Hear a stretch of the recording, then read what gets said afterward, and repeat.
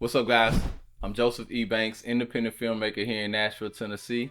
And today I just wanted to do a quick video on why I think right now is the best time in history to be an independent filmmaker.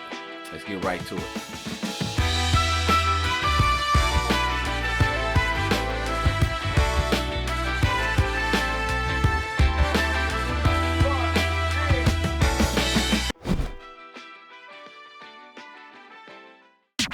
There's a lot of excitement in the filmmaking world right now around the movie called The Creator. Writer and director Gareth Edwards has kind of really changed the game, and I think he's really pushing the culture forward. And it's something to at least take note of, if not celebrate this moment, because ultimately what he's doing is he's changing the landscape of what independent filmmaking looks like, and even what big budget filmmaking looks like. Why I say that? He just shot The Creator, which is a big budget sci-fi Hollywood movie. He just shot that film on a $4,000 FX3, a Sony FX3. Now, granted, that's not a cheap camera per se, but again, it's not uncommon. You know, as a lot of people know, it's not uncommon to spend $100,000 on an Arri Alexa kit or something similar, something, you know, a Sony Venice 2, or you know, whatever you need to do the job. And when you're at Hollywood, because again, budget isn't an issue when it comes to that. But I think with him having a huge budget at his dispense, and him choosing to go with this smaller, more affordable camera, I think is something that a lot of people have the right to be excited about, because again, all it's doing is highlighting the fact that quality difference between a $4,000 camera and a $100,000 camera. Granted, a professional with a trained eye can see the difference, and we can pixel peep and realize, okay, hey, the highlight roll off is a little softer in a different image or stuff like that.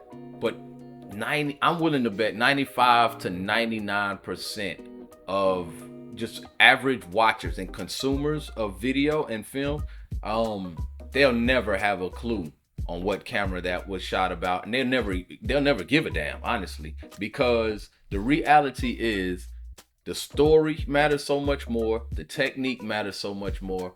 And again, it's like they're shooting on this $4,000 camera, but they're still shooting with cinema glass, so the lens could easily be a $25,000 lens, if not more than that, right? But I think ultimately it still comes back to the fact that it highlights to me that because the equipment is becoming more accessible, it highlights the fact that it's about the skills now. It's getting back to, you know, it's about the painter, not the paintbrush. I know when I was first getting involved in film and videography, I remember hearing stories of filmmakers like Spike Lee and some of the pioneers. Like, the only reason they wanted to go to film school was so they could get access to the gear, because just owning a 35 millimeter film camera was extremely expensive. And you know, so going to school was just a way to get your hands on the gear and start playing with it and stuff like that. Just today, the landscape has just changed so much, because again, here it is, even me, I'm shooting this here current video on my iPhone. Then this is the 13 Pro. So again, it's not even the latest, right? So it just shows you how much the landscape has changed, how much quality has improved in something as similar or something as small as an iPhone, something that we have on us every day. So imagine, like I said, just the technology they can put into something that you spend a little bit more money on, and that's more dedicated just for film or photography work. You can get some incredible images out of these things. And I think there's a lot to be excited about if you're an independent filmmaker, because again, it's just, this stuff is in our grasp now. Like, there's no more excuses. Everything, you can do it. You can, if you have a good idea, you can go write your script and you can get it done without you know what I'm saying, reaching out to Hollywood and just exhausting your resources. You know, I think that's really encouraging. I know for me it is. The second thing for me is just going to be the smaller crews. Is I think again, a lot of people got really excited about the fact that, you know, the film was shot with this $4,000 camera. But for me, as exciting as that, finding out that, you know, they spent $80 million on a film that resembles or compares to a film that they could have easily spent $300 to $400 million on. When you're just thinking about the graphics and the imagery that you're getting from this, it definitely resembles a DC, Marvel, any one of these bigger budget movies, right? And the thing for me that's exciting about that is the approach that Gareth Edwards took. uh, um Rather than spending a lot of money and resources on building sets and these elaborate sets and stuff in Hollywood, he thought about it and was like, hey, I'm not toting around big 30-pound Airy or 40-pound film cameras, and the equipment that I have to lug around is just so much bigger. To travel with it would be ridiculous. But when I'm traveling with an FX3, I can put 4 of those in a case that I'd normally load just one Arri Alexa in. And then when you start thinking about it in that perspective, the fact that their low light capability is so good, I don't need a crazy rigging, a crazy light crew, a crazy, grip and electric crew, because the light, I don't need as much light to pull off some of the shots that I'm gonna need or that I have in mind. And when you plan it out and you understand the limitations of the equipment, you can plan and be much more mobile. And again, that's exciting to me, because again, as an independent filmmaker, we spend a lot of time, because we're working with minimum resources. We have to be very strategic about where we put our energy and where we put our resources, right? So it's really, really exciting to know that even on some of these sets, on some of the sets for the creator, I know specifically he said it was as small as just him and maybe 3 or 4 other people.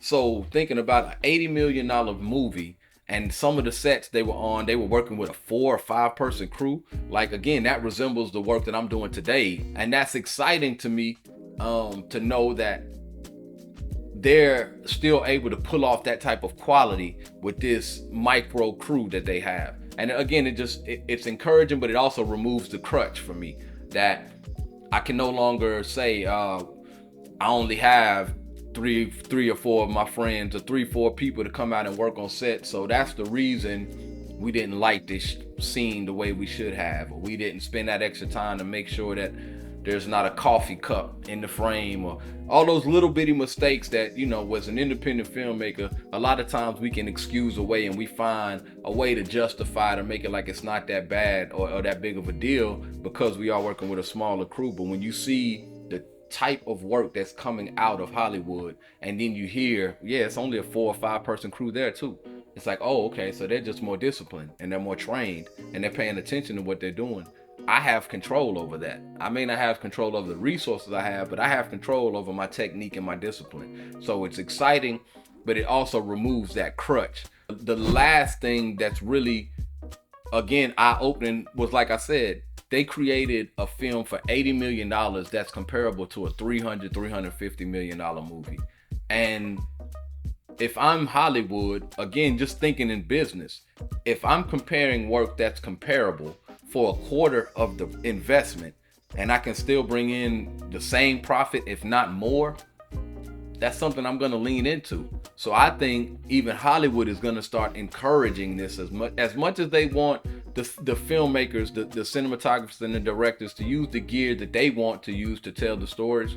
I think knowing that this is an option is going to be something that a lot of people won't be able to turn a blind eye to, because it's just business. So I think we're gonna see a lot more of these smaller crews, using these more mobile and affordable cameras, because they understand now that the quality that you're getting is good enough. Now, granted, the quality is superior in some of the higher tier cameras, but again, it's very negligible. And the untrained eye, I truly don't believe they don't notice it. I truly believe they don't notice the difference. As long as, like I said, everything else is solid. The lighting is good. The setting is good. Costume set design is good. Acting is good. Directing is good. Story is good. All of those things are much, much, much more important, which I'm sure you've probably heard to this point. And if you haven't, let me be the first to tell you. All of those things, all of the technique and just the know-how that you learn from being on set, and that you learn from actually shooting video and shooting pictures, that is much more valuable than whatever camera, lens, whatever you're using. When you know how to use your gear, you can maximize the capability from it. That's why I believe right now, as of October 20th, 2023, I believe right now is the best time in history to be an independent filmmaker. For one, the technology has advanced so much that it makes everything accessible. For two, micro crews, smaller crews are going to become the norm. I think because the technology has advanced so much, you don't need as many hands on deck or as many resources to pull off some really incredible images. And I truly believe Hollywood is going to encourage and lean into that for the third reason, that they know for a smaller investment, they can bring in the same amount of profit, if not more. And that's just good business. Much love to y'all, man. I appreciate you as always for tuning in. Hit the comments. Let me know what y'all think. How do y'all feel about it? Do you feel like this is all hype and the creator is just marketing geniuses for using this Sony and to really help the hype behind the film? Or do you think that this will become more of a trend and we'll see more big budget films starting to lean into using more prosumer gear and just moving in a more guerrilla style with less crew members, really taking advantage of the low light capabilities of these cameras? I'm really interested in hearing what you guys think. So let's talk about it in the comments. Leave me some feedback. Let me know if you want to see what kind of videos you want to see, what kind of content you want to see from me. As always, man, I appreciate you taking your time to watch the video. Much love. I'll see you in the next one. Peace.